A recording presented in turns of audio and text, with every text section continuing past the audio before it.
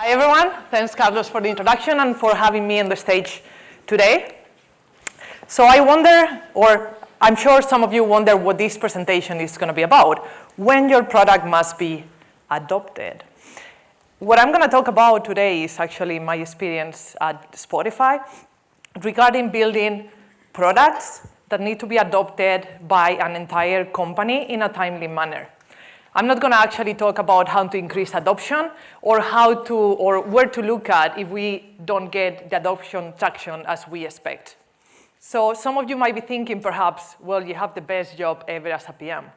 You build products, it doesn't matter if they are good or bad, and your customers, in my case, internal customers, developers and analysts at Spotify, will adopt them. And I'm going to say, yes, I have one of the coolest jobs as a product manager. However, just the first part of my previous sentence is true. Nobody is going to use a product if it's not good. So in order to get the adoption, or in order to get my products adopted, I just need to work hard. And as you can imagine, it gets me time. I need to put a lot of effort and also some money. Jokes aside, my name is Irene Gonzalez, and I work as a product lead at Spotify. My teams and I focus on the data collection platform, and we are ultimately looking to improve the user experience of hundreds of millions of users. Without this data being delivered on time, compliant, cost-efficient, and of high quality, Spotify wouldn't be able to serve recommendations, do targeted advertisement, or pay labels. After leading the data privacy engineering strategy, we had to build so many new products in order to help Spotify become GDPR compliant. We had to build them at really high pace, and also they had to be adopted by the whole Spotify before a set deadline. The learnings that I'm going to share today are not only applicable to regulatory products, but to any new products or product upgrades or product migrations that actually had to be massively adopted, either by internal or external customers. I'm going to start talking about how to build trust with our stakeholders, with our customers, and with the engineering teams. I will continue talking about how to do effective and efficient plannings. Remember that we are actually building, and then sometimes adoption happens at the same time as we are building, how to do follow-ups, and finally, how to do some optimizations to get fast and frictionless adoption. You will go home with 3 main takeaways that hopefully you can put in practice when you get back to work tomorrow. Just to back up and make sure we are all on the same page, Spotify is an audio streaming subscription service. We launched in 2008 for free and premium tiers, and we are available in around 80 markets. We have over 248 million monthly active users, more than 50 million songs, 500,000 podcast titles, and my teams and I handle more than 500 billion with B events per day. And as you can imagine, whatever we do at Spotify, we do it at scale. And when we are talking here about adoption, I'm talking about thousands of people that need to do it and hundreds of teams that need to get to use the new products. How can we build trust? I'm going to go and talk to our 3 main pillars on interactions: customers, stakeholders, and engineering teams. Actually, I was in a conference a few months back, and someone said, if your teams, or actually we as product managers are here to serve our teams in all possible ways. If they need coffee, bring them a cup of coffee. And I might say, at least in my case, it's not part of my job description. I'm not sure about yours. But having said that, obviously if my teams are fighting an incident, and they have been busy for hours trying to mitigate that problem, and if they need coffee, absolutely, I'm going to bring them coffee. But we product managers are being hired to add value to the engineering teams. You can be extremely nice to them, tell them jokes, stories, bring them coffee as many times as you want, that if you don't add value to them, that is not going to be sustainable in the long run. At the same time, that you can be a great product manager, bring so much value to them, know exactly what has to be implemented, get traction from the stakeholders, get adoption. But if you don't behave properly, I would say that that's not the way to go either. If we focus first on how to get trust from the engineering teams, I would say, first of all, get to know your product. And this might sound obvious, simplistic, but I have been attending to meetings where many times actually product managers are coming with an engineer because they need support even to answer simple questions. At the same time, don't be a control freak. Define clear boundaries between product and engineers. We are best at defining direction, strategy, setting requirements, at the same time that our engineers are best at taking those requirements and make a product. Absolutely, we need to be available at any time to solve questions, to clarify requirements, to help in any issue it might pop up. So I would like to tell you a little bit like my story and how I became, or I decided to make the transition into product and where I struggled actually the most. So I studied telecom engineering and I was working as a developer for a few years until I decided actually to be on the product side. And at the beginning, I must admit that I was feeling a little bit useless, a little bit even bossy, with all the respect actually to the engineers. The day is a little bit more structured, to put it like that. They come to the office, they either continue working on the ticket they had from the previous day, or they go to the Jira or Trello board, they pick up a new ticket, and they start a new implementation. And that ticket can be as complex as you can imagine. But as a product manager, we come to the office, and what shall we do? I started from doing the stuff to tell people, you do it. And I was not doing it. So until I got a really good advice from a colleague. You are helping your team in a different way. That took me a while to understand, but then I said, aha, that's right. By meeting customers, by setting the direction, the strategy, the requirements, I'm actually helping my teams. But knowing what to do every day is where the tricky part comes. One day we might be talking to customers because we are actually selling our products for them actually to adopt it. Another time, we might need to be sitting with our teams because the requirements are not clear. The day after, we are meeting the stakeholders because possibly we need to get more people into our teams in order to deliver what we promise. And another advice that I got is that we can be extremely busy, but are we actually doing the right things?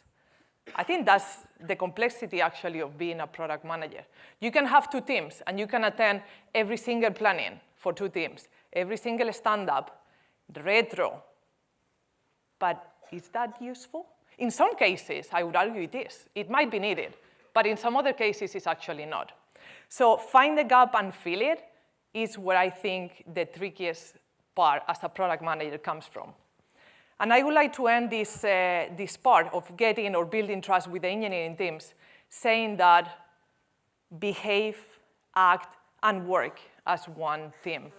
I have seen many product managers saying, they do this, I do that. And what I like to say is that we are all on the same boat. I'm not successful if my teams are not successful. I can have a really shiny strategy, but if that is not developed, my impact is going to be zero. At the same time, we can have really great developers, but if what they develop is not going to be used, at the very least, they are going to be absolutely demotivated. How can we build trust with customers and stakeholders? So first of all, I often get questions regarding what is the difference between internal and external customers. If I can summarize it in one sentence, customers are always customers, but internal customers are much more accessible. If I want to see how my customers use my products, I just go one level up or down, I sit down with them, and I say it. But at the end of the day, nobody is going to use a product that doesn't work, or if they have to use it, they will not do it without any complaints. We need to meet both customers and stakeholders. We need to understand their pain points. We need to understand their use case, how we can help them. But I would say also, we need to meet customers even though we know already the outcome of the meeting. So for example, I have been part of designing the strategy for a new instrumentation framework to know actually how our users use Spotify in the different apps and in the different platforms, desktops, speakers, cars, and so on, in order actually to track the whole user journey. So we decided to focus first on the apps, and the main reason for that is because the highest number of customers that we have is coming from the different apps, Android and iOS. However, we had a use case, and I had a team actually they wanted to talk to me because they wanted to make sure that we would implement this use case, and it was for non-authenticated users. So users that haven't logged into the app, we want to know also how they use Spotify and why didn't log in and what happened. Obviously, this team came to the meeting. I already knew the outcome of the meeting. The outcome was that I'm not going to implement it at this point. I'm not going to put or prioritize this requirement. The reason? Because we are getting less non-authenticated users than real users. So I always like to say that we as product managers are a little bit psychologists as well. So we go to the meeting. In some cases, we need to comfort them and say, like, yeah, I do understand you have a really important use case. This case was extremely useful use case, but we had to focus on others that were much more prioritized. So I always say, we need to be clear. Are we going to implement it, yes or no? And always provide a reason. And in this case, because I treat with internal customers and we have a company-wide strategy, it's much easier to justify, like, I'm not going to prioritize this use case, and these are the reasons. And normally, that is tied to the company strategy. Another thing that helps by having actually internal customers is, in this case that I'm talking about the new instrumentation framework, we had a lot of customers that really needed to have the new instrumentation framework in place because they couldn't use the previous one. So they offer even themselves to help us build the product. And that is really great for us. First of all, because we have one customer already on board, we can make sure that that use case is already supported, and we are going to move faster. But don't forget, we need to have the hat of the PM on all the time, because we are not building a product just for that particular customer, even though that customer is helping us out. What we are doing is building a product with some support, but that will fulfill the majority of the use cases. And if we recap what we are doing, building a product, we need to get mass adoption in a really short time frame. Onboard alpha and beta testers as soon as you can. And how to actually increase or start with adoption? Over-communicate. And here the over-communicate is the right word. Communicate even more than you think is reasonable. So it's not enough that you send an email or a weekly newsletter saying, hey, my product is almost done. We are waiting for people to start adopting that. That doesn't work. Use all the possible channels. Use the newsletter. Do you have a Slack? Well, we actually put the same message on Slack. Are you having internal meetups? Be on the meetups. Are you having point of contacts in the different departments that they need to use your or adopt your products? Contact them. Whatever you do is not enough for getting like a really quick adoption. And finally, report. This is both useful for customers because they can see your progress, but it's mainly for stakeholders. And I would say here, product managers can be in charge of reporting, but if you can avoid it, do it. I think there are people much more prepared, like project managers, that can do it better and faster and so on. And in the case that you have to do it, make sure that you automate it in all possible ways. So who to onboard first? So in our case, we want like the whole company basically to use the product. So what I would say, we need to use the power and influential customers, or we need to onboard the power and influential customers the first. I can be talking about how good my products are, how easy it is to adopt them, how is no friction on them, but if the same message comes from a customer, the same message is 200 times more useful, or it will reach a much more wider audience.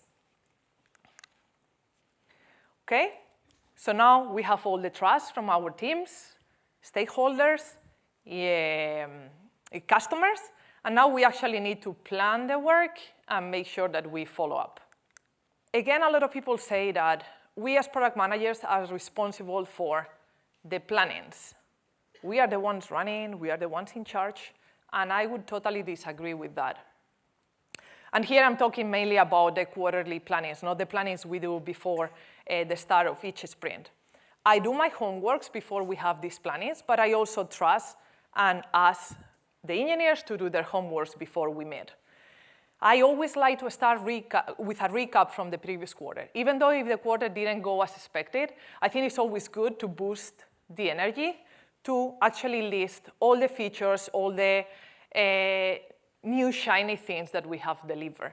It's very easy to forget. When we go on the day-to-day basis, we always take one thing, implement it, launch it. Take the next thing, implement it, launch it. So it's always good to stop for a while and reflect. And I have found this is super motivating for everyone. You feel like, wow, this is pretty cool. We launched so many things. We are ready for the next quarter. After that, and it doesn't matter how far from the end product you are, we see it pretty far because we work with platform and infrastructure, it's always really good to connect the work that we are doing with the impact that it's going to have on the company. I have found that also extremely motivating for the teams. After that, I always ask the same question. What can we do to keep our systems or products stable? We as product managers really want to launch new products, new features all the time. But we shouldn't forget that one of the key things also is to keep the lights on, to make sure that the products that we have behave in a stable way. We don't get a huge burden of incidents. And it's also our job to challenge the teams. I have had teams that were really scared of incidents, and every time we were doing these plannings, they had tons of things that they wanted to fix or refactor, or they had a spaghetti code and they wanted to remove it. In some cases, that might be needed, but I think we should challenge them all the time. What is the cost if we don't do it? And I asked them actually to put it in post-its and divide it in must do and nice to have. And then we will place it along the quarter. And finally, I asked them, what shall we implement next? And before actually I talk about what it should come or what I think is going to be or we need to focus on, I ask them as well. If there is a close dialogue during the previous quarter, nothing actually should come as a surprise. And in my personal view is I like to involve people during the whole process because I think that works much better. Once they have to implement it, nobody actually feels, wow, this is new. How are we going to approach it? They already know that we are going to focus on A, after A, B, and so on. One thing that we have realized as well is that at Spotify, we advocate for autonomy. And that is something that I feel is extremely powerful and useful. But at the same time, we have realized that teams focus on their missions, and perhaps sometimes they are not doing whatever is the most prioritized item for maybe the company is a bit too much because you cannot move someone that is working in the platform with moving to recommendations, but even in the same product area. So we have been experimenting with that to see if we need to deliver A, and for some reason the team cannot make it, or there are delays, how can we make sure that the product area delivers on what is more important?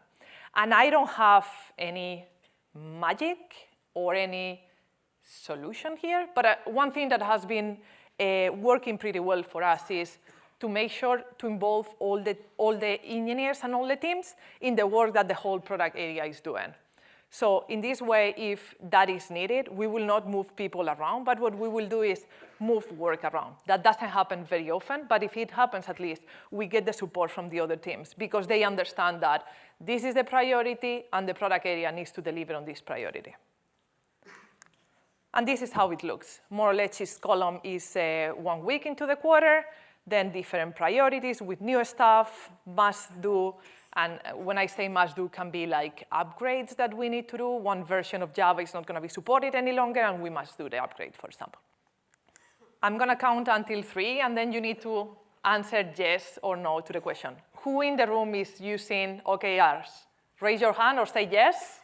Are you using OKRs? OK. So how many people here, or do you like OKRs? Yes or no? Raise your hand, say yes, no. OK. This was kind of expected. And that was actually my same reaction when Spotify introduced OKRs. I'm not really a process-oriented person. So then I thought, oh my God, another process in place. I'm going to need to spend like hours thinking about OKRs, reporting OKRs. But I must admit that OKRs are extremely useful in these particular use cases.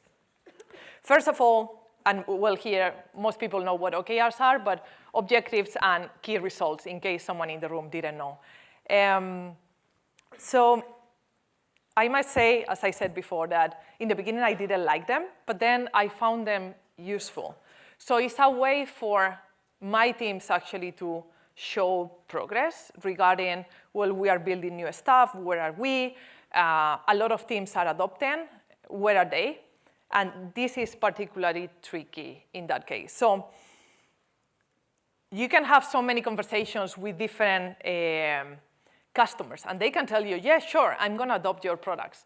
But if that is not part of the OKRs, that is not going to happen. So it's a way, actually, for me to keep traction of who is going to implement it, when, are there any delays? And what I usually do is, when I have to write down OKRs, I try to make sure they are a little bit inspirational, and I focus on the impact. So it's not the same to say 3 teams are going to adopt this product. Instead, I would like to say, well, 20% of the data at Spotify is actually, or personal data at Spotify is actually encrypted. At the end, you are saying the same thing, but it's much more inspirational. Focus on impact, not on delivery. Optimizations. Our products need to be adopted by the entire Spotify, in my case. Run usability tests as soon as you can, and incorporate the feedback. We also had we usually use issue trackers, meaning that that is a live document. People come, or customers come and provide us feedback. It can be a bug. It can be a use case that we don't support. And in every planning, in every sprint planning, we always go through that list. Take into account that this is a live document. If people provide feedback and we don't answer, the document is going to die. So try to be proactive and get the best out of it. Improve performance and be cost efficient. So this is, again, when we launch Padlock for encryption and decryption. The queries that we are going to run now, obviously, are going to be slower, right? It's not the same if we are talking about 2 seconds or 0.5 milliseconds. And it's not the same either if we are talking about running the query once, then maybe 2 seconds could be acceptable, or if we are running thousands of queries. Imagine thousands of queries, suddenly we go from 0.5 milliseconds to 2 seconds because we have introduced a new product. Spotify will be extremely slow. And have awesome documentation. So we are a team of 10 people, 15 people. We can go and support the adoption of the products. We can focus perhaps on the most critical use cases or the trickiest use cases, but we cannot support 1,000 people or 1,000 users that will adopt our products. So if you have step-by-step documentation, that will definitely help to increase adoption. So first takeaway from me, behave and work as one team. If you need to build something fast and deliver something fast, either you behave as a team or you are going to have so many delays. And if you have delays, maybe that's not even that bad, but maybe you will create a product that doesn't fulfill the requirements from your customers. One team, one direction, one strategy, one goal. Trust. You need to trust, or you need to be trusted by your engineering teams, customers, and stakeholders, but you also need to trust them. Number 3 was optimize your product for the most common use cases and make it possible for the least used ones. Thank you very much.